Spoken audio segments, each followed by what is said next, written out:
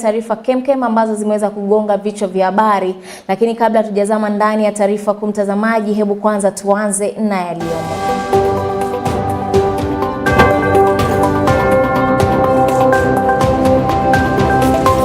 Mali ya wanafunzi zaidi ya 30 katika shule ya upili ya Bokoli yateketea baada ya bweni lao kuchomeka. Sheria ya kulinda miundombinu muhimu na mabawa imetungwa ili kuwakabili wahuni wanaoharibu reli kwa kuendesha biashara ya vyuma kuku.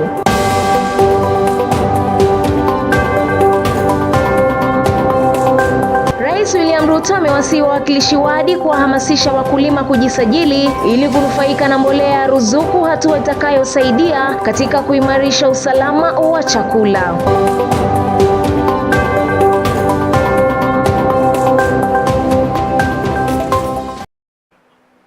Naam, karibu katika taarifa zetu. Mimi nafahamika kama Belinda William.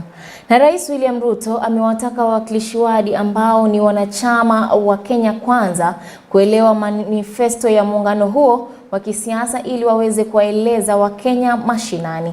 Ruto alisema kuwa serikali inatekeleza mipango mingi inayolenga kubadilisha maisha ya Wakenya kupitia kutoa mbolea ya ruzuku kwa wakulima, huduma za afya kwa wote, nyumba za bei nafuu, vituo vya ICT miongoni mwa miradi mingine. Rais William Ruto alibainisha kuwa baadhi ya wakulima hawajapata mbolea ya ruzuku kwa sababu hawajasajiliwa, huku akiwataka wawakilishi wadi hao kuwahamasisha wakulima kujisajili katika wadi wanazoziwakilisha.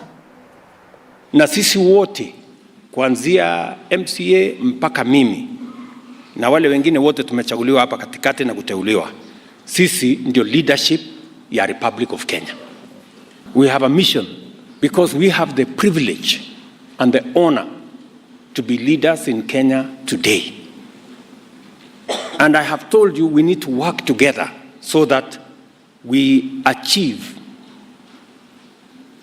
the will of God and the aspirations of the people of Kenya. And we are sticking to our plan. And it is because tunataka kubadilisha siasa ya Kenya. What we are going to do this time round, we are going to implement our manifesto to the letter. Because hatukwenda kwa wananchi kwenda kuwadanganya. We are invested in making sure that we grow as much food as possible. It is the only way we are going to eliminate hunger in Kenya.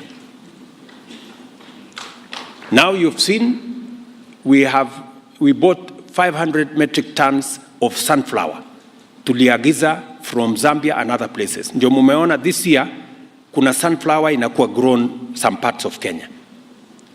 We want to build it up. Sunflower, we're going to bring more seeds of soya, we're going to bring more seeds of canola, and now we have a whole program on palm oil.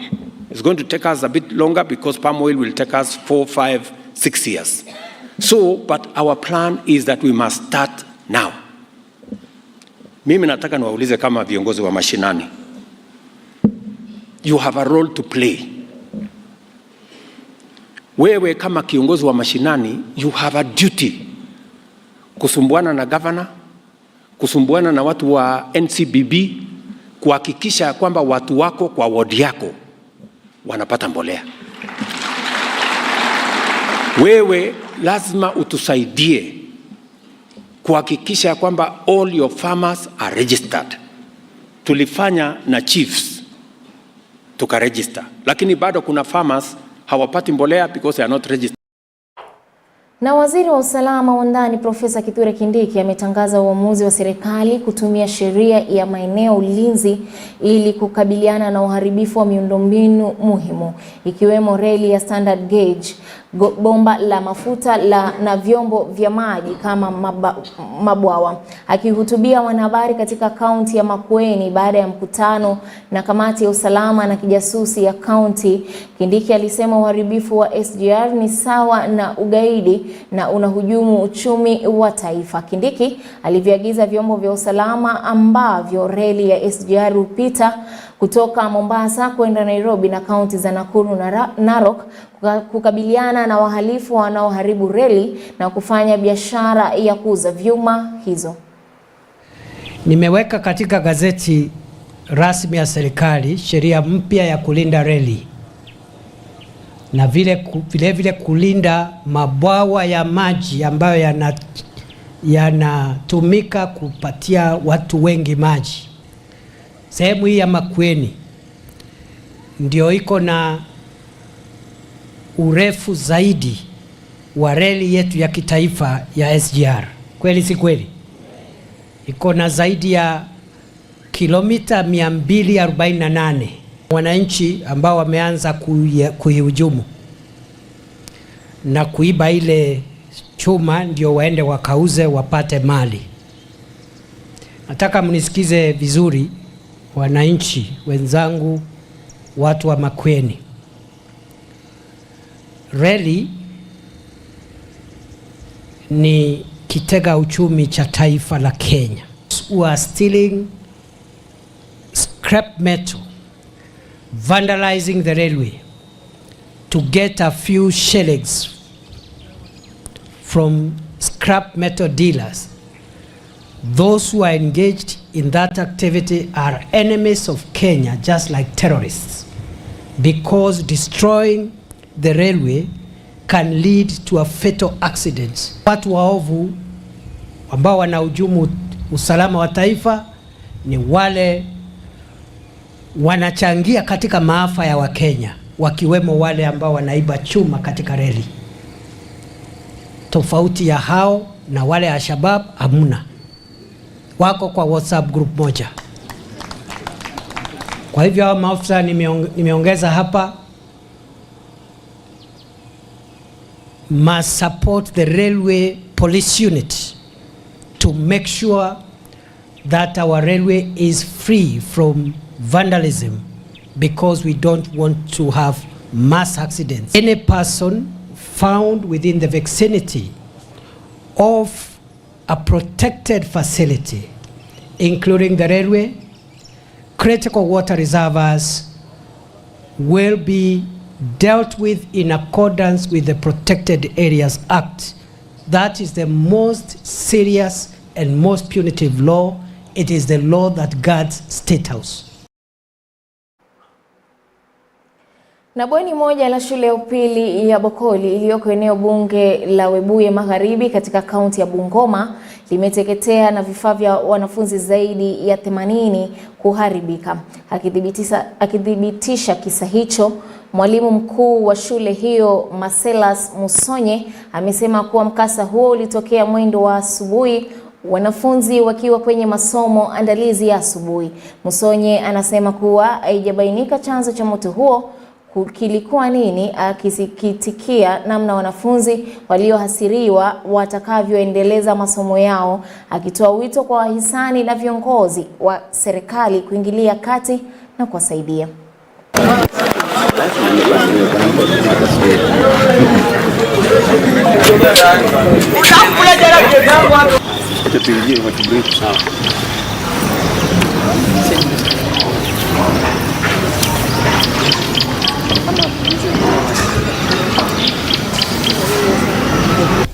I just wanted to report that we have had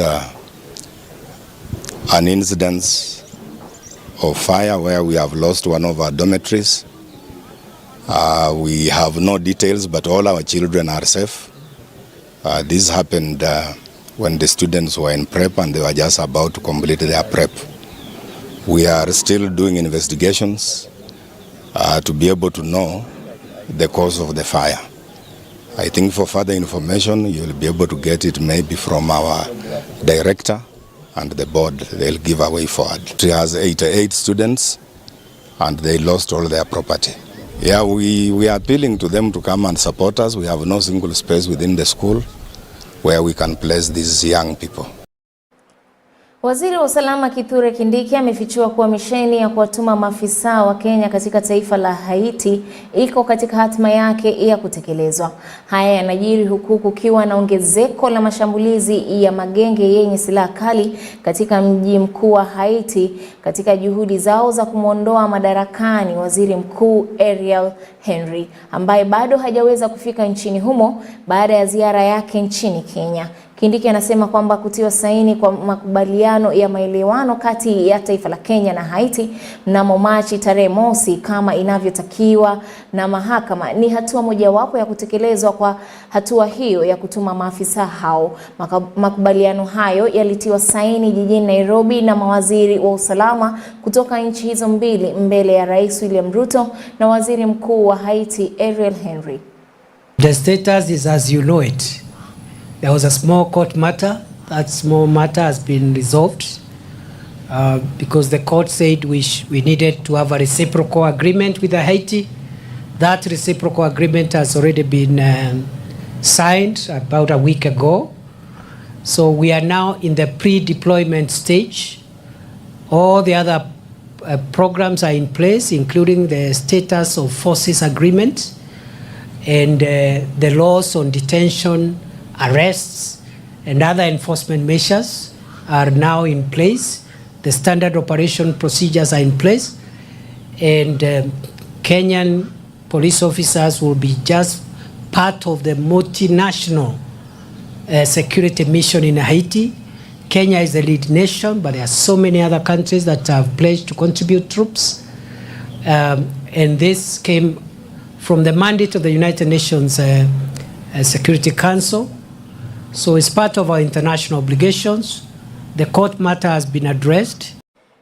Na mtazamaji, tukielekea katika kaunti ya Kisumu ni kuwa wakazi wa kaunti hiyo wanajivunia huku makazi 6 yasiyokuwa rasmi katika jiji hilo yakianza kufanyiwa marekebisho makubwa. Hii ni baada ya kaunti hiyo kupokea ruzuku ya shilingi bilioni 1.3 kutoka kwa Benki ya Dunia na wakala wa maendeleo ya Kifaransa AFD, fedha zilizopitishwa kupitia awamu ya pili ya mradi wa kuboresha makazi hayo yasiyokuwa ya rasmi ya Kenya. Inatarajiwa kuboresha barabara katika maeneo hayo na kuimarisha upatikanaji wa maji safi kupitia mabomba. Mengine ni kazi za kuboresha mifumo ya maji taka, ufungaji wa taa za miale na kuunganisha huduma ya maji taka kwa kila kaya.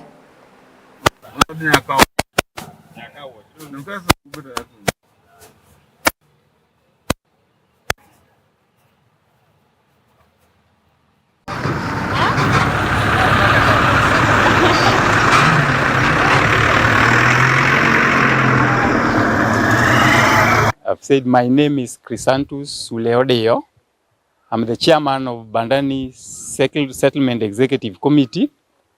We are privileged to have this road. It has taken long. It started with KSEP 1, but it could not be made. And this time round, it is going on.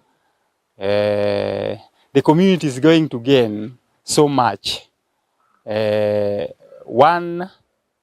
The prices of our, we are going to ride on a very nice road compared to what we have seen World Bank is doing in On behalf of our settlement, I would like to register our gratitude to the World Bank, national government and county government for their initiative to formalize our informal settlement. This massive project, we strongly believe, is going to change the face of this area or our community. Bandani and the CBD, Bandani seems like it's been landlocked. There's the Busia highway, then there's a railway line that nobody can ever pass, and then there's Bandani. So we've been landlocked for quite a while, but this road is going to connect us directly to the CBD. Thus, it's going to improve the businesses around Bandani. The small-scale businesses are going to thrive along this road. Furahi sana vile KSEP ametuletea, atatengenezea sisi mabarabara, floodlights na maji ataleta.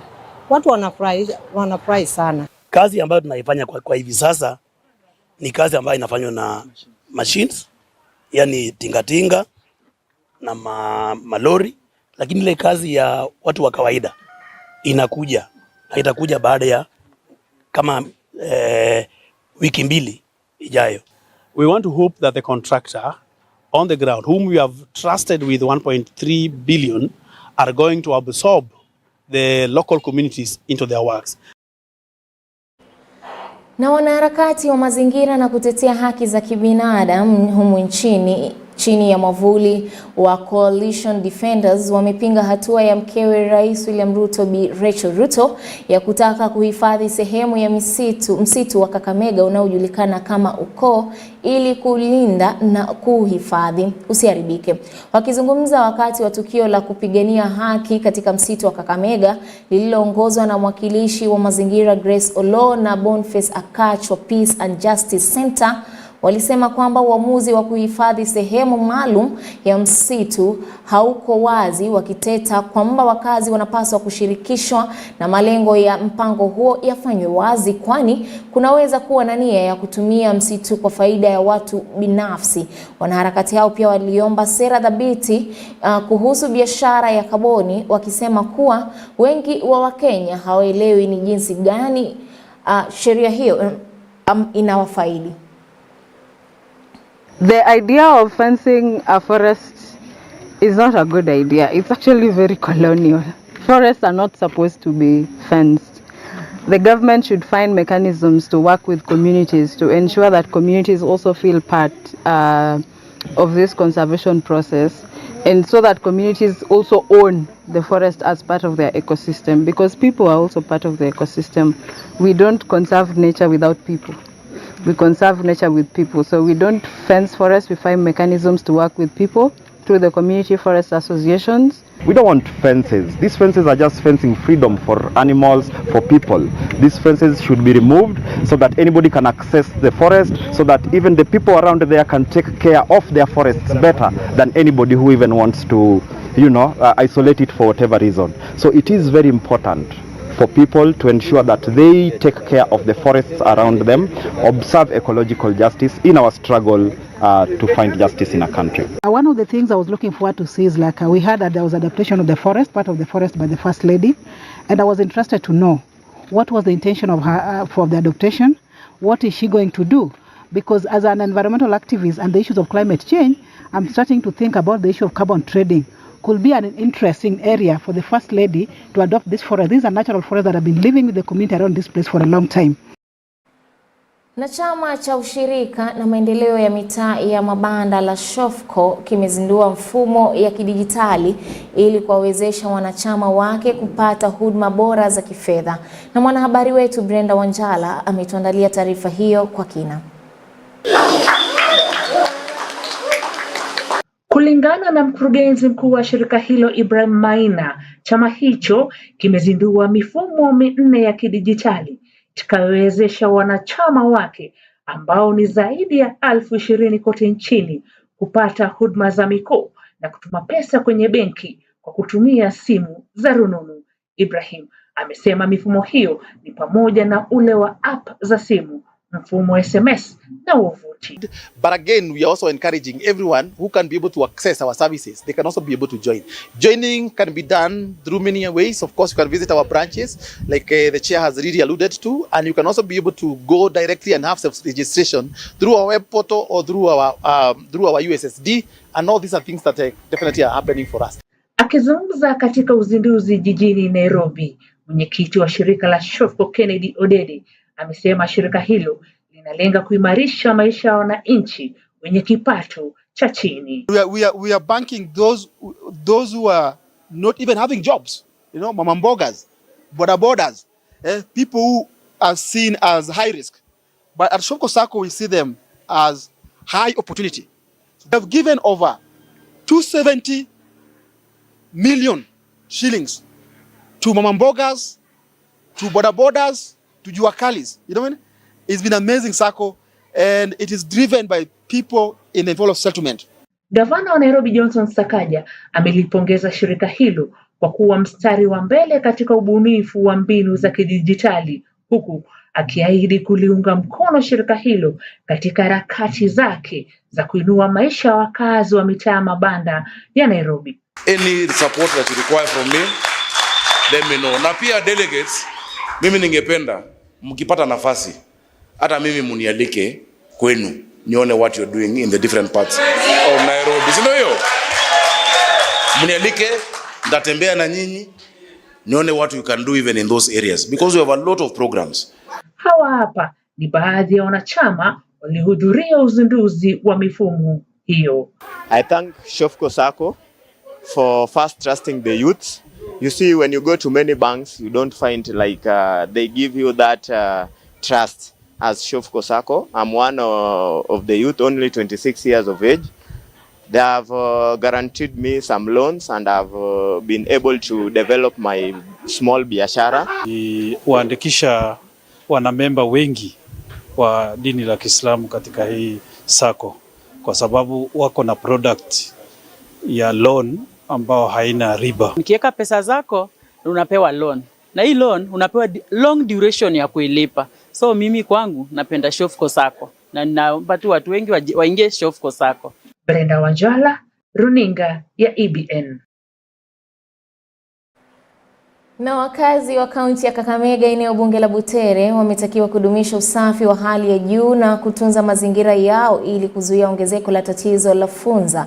Kauli hii imetolewa na Ruth Hoya, mhudumu wa afya katika hospitali ya Butere, aliyekuwa akizungumza katika kijiji cha Emuleche eneo bunge la Butere wakati wa hafla ya matibabu ya bure yaliyoandaliwa na mhisani kwa jina Boniface Ngarisha na kwa ushirikiano na hospitali ya Butere. Ngarisha alikuwa ameandamana na mcheshi tajika Eric Omondi akidokeza kuwa pamoja na matibabu haya aliwafaa wanafunzi wa shule ya msingi ya Shibuche na vifaa vya shule kama vile sodo na madaftari kwa wanafunzi wa chekechea. Omondi kwa upande wake aliwahimiza vijana kujitokeza kugombea uongozi wa taifa hili. Baadhi ya kina mama walionufaika walionyesha furaha tele huku akiomba serikali kuwajengea kituo cha afya karibu nao. Kwa majina najulikana kama Bwana Ngashira Boniface. Siku ya leo tumekuwa na campaign kadhaa ya anti-jiga campaign ama treatment. Alafu pia tumekuwa na cancer screening kwa wanawake. Alafu pia tulikuwa na clinic kwa watoto wachanga. Na wale mama ambao wanafanya family planning tulikuwa tumewaletea clinic yao hapa. Viona watu wamefurahi. Wamama wamefurahi manake clinic wamesongeshewa karibu ama karibuni ama karibu na hao, ambapo ukiangalia hospitali mingi huku zinakuaga kuna distance kidogo, na nimefanya kitu inaitwa mobile clinic. Na unavyoona tumekuwa Shibuche Primary School ambapo pia pale tumekuwa na charity work. Tumepeana visodo ama sanitary pads, na pia tumetreat jiggers ama funza, na pia tumepeana daftari kwa wale wanafunzi ambao wako na uchochole ama ambao wako na umaskini. Kashira ni kijana ambaye anaona mbele, na I think generation ya vijana ndio watageuza hii nchi. Manake wakati unafika ama unakuja ambayo watu kama Kashira ndio wataleta change. Ningependa kusema kwamba mwaka wa 2024 si expect bado tuko na shida ya funza. Kabisa. Hizo ni vitu sisi tuki grow up in the 90s. Itaanza kuwa naibu sana. Nchi zingine wakijua bado tuko na watoto wako na shida ya funza. So tumechoka kuomba serikali. Tunaomba serikali. Ningependa kuomba vijana wenzangu wale wana watch ama wananisikia. Mwanze kufikiria hapa mbele venye tutachange hii nchi. Wewe mahali umekaa ukidhani ukisikia hisia kwamba wewe ni mkiongozi, lazima tulete a new way of thinking. Ndio tutafikia watu kama South Korea walipata independence nini 1963, Singapore 1963. Ukiuliza watu wa Singapore what are jiggers, atakuuliza where is that? Serikali na sekta binafsi zimetakiwa kuzisaidia shule za mashinani na fedha za kuendeleza miundombinu ya shule hizo hatua inayotarajia kuchangia katika matokeo bora pamoja na kuongeza idadi ya wanafunzi. Hatua hii imetokana na kudorora kwa matokeo katika shule hizo za mashinani na pia idadi ndogo ya wanafunzi wanaofika mashuleni. Fedha hizo zitasaidia katika kuboresha ujenzi wa vyoo, madarasa na kadhalika. Basically, the view is to see how we can better, in our small way, the educational part in this area and this society. I'm very, very grateful for the support of the government, the Republic of Kenya, this great country, that they have always been with us and stood with us at all times, and we will continue to live up to that expectation with respect and humility. We have donated this auditorium today. The auditorium is a basic building that has got a stage, as I had promised, and that will aid the school to be able to use that as a facility to lease out, rent out, to get some income for further sustainability. Today also we decided that we'd like to donate a kitchen. He's going to start this work, and once we finish this, I've got ideas for other schools in the area. So a lot is to be done. We've just started. This is the first step, one of many. So God give us strength, courage, wisdom and energy to be able to continue this work. Thanks. Asanti. Kwa majina naitwa Charles Kirago, Senior Chief Surai Location. Leo tumeungana hapa pamoja na jamii ya Patel kwa sababu kama vile walivyokuwa wameahidi kwamba walipokuwa nafungua ofisi ambayo iko nyuma yetu watajenga auditorium, na hii siku ya leo wamekuja wamefanya hivyo in less than a year, wameimaliza na wamekuwa watu wa maana sana katika community yetu ya Surai. Tunawashukuru pia wahisani wengine in other places of the country. I think they should follow suit, wafanye vile familia Patel inafanya, kujenga mashule, kutengeneza mabarabara, kusaidia watu na maji na mambo mengine kama hayo. Shirika la utafiti wa kilimo na mifugo nchini Kenya, KALRO, limetangaza kujitolea kwake kupanua huduma zake zaidi ya maonyesho ya kilimo ASK yaliyokamilika hivi majuzi kama njia mojawapo ya kuwasaidia wakulima wa eneo hilo kupata kwa urahisi bidhaa za kilimo. Akizungumza wakati wa siku ya mwisho ya maonyesho hayo, mkurugenzi mkuu wa KALRO, Daktari Eliud K. Kireger, alisisitiza kwamba uamuzi wa kuanzishwa kwa duka maalum la kilimo unaonyesha ari ya KALRO katika kusaidia wakulima kwa mwaka mzima kwa ukaribu mno. Hatua hiyo inalenga kuimarisha kwa kiasi wakulima katika eneo hilo la kaskazini mwa bonde la Ufa kwa kuwapa upatikanaji rahisi wa msaada wa muhimu wa kilimo na rasilimali.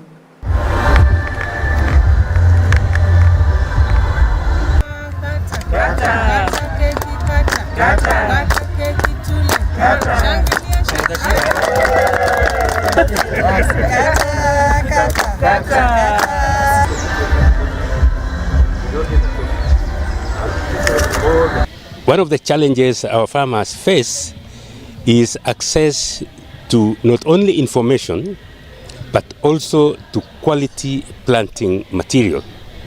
A lot of what you will see here today, in fact for the last 2 days, we have sold a lot of planting materials: coffee, macadamia, avocado, seeds of different varieties of maize, beans, and because North Rift Eldoret is a very central farming area, we are going to establish a permanent mkulima shop here, which is going to be able to sell various products to farmers throughout the year. Because in the past, farmers have to go all the way to Kitale, Kakamega or Nakuru to access planting material. Especially the demand for seedlings for coffee in this area is very, very high, both in Uasin Gishu, Nandi, and the bordering Elgeyo Marakwet and the nearby counties are able to access quality planting material. Whenever they come here and they don't get what they want, they can order, and it will be brought from other KALRO centers so that they can be able to get the materials.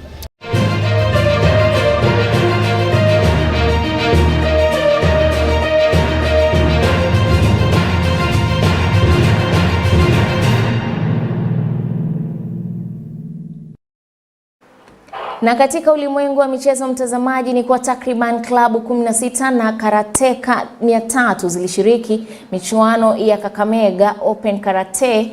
Michuano ya kwanza ya mwaka wa 2024, klabu ya Skylife Karate kutoka Nakuru ilishinda kombe la jumla, huku chuo kikuu cha Maseno ikishika nafasi ya pili na klabu ya karate ya shule ya sekondari ya St. Paul's Bakorwa ikishika nafasi ya 3. Katibu mkuu wa klabu ya karate ya Kakamega Christopher Ouma alisema vilabu vilivyoshiriki vilitoka katika kaunti ya Kakamega, Kisumu, Nakuru, Kitale na Nairobi. Mwenyekiti wa chama cha karate cha Kakamega Wilson Mutende pia aliwataka washikadau wengine walio tayari kuunga mkono karatekas kushiriki michuano, kwani mchezo huo hupendwa na watu wengi sana, hasa vijana.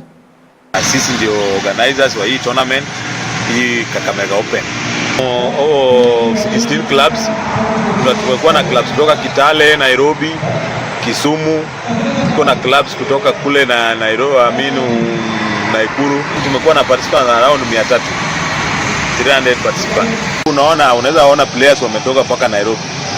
Hatuna tournament sahihi ya Kenya Karate Federation kwa sababu kuna some cases ziko pale High Court za election. Yeah. So tungeomba kwa sababu ili tunataka koti yarakishe ili players wasikuwe wasted. The issue of support. Actually, going forward in future, we would like to bring on board other stakeholders who love sports, especially who love the sport of karate, so that they can come to our support. Right now we have the county government, we have the Ministry of Sports, which really cherishes issues of sports.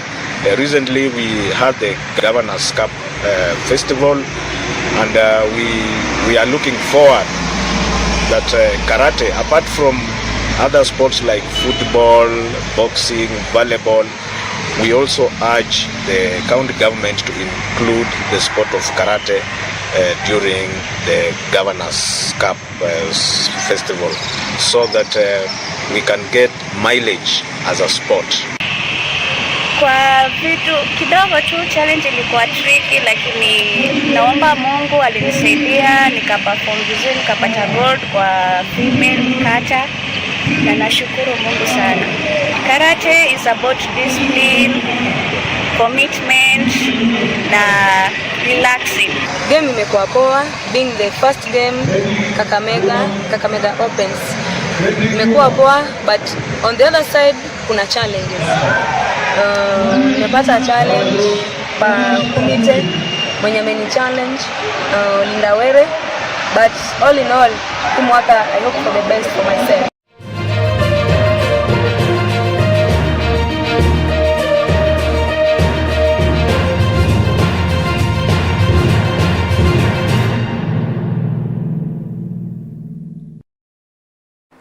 Na taarifa hiyo ya mchezo mtazamaji, na tutamatishia taarifa zetu kwenye majira ya EBN saa 1.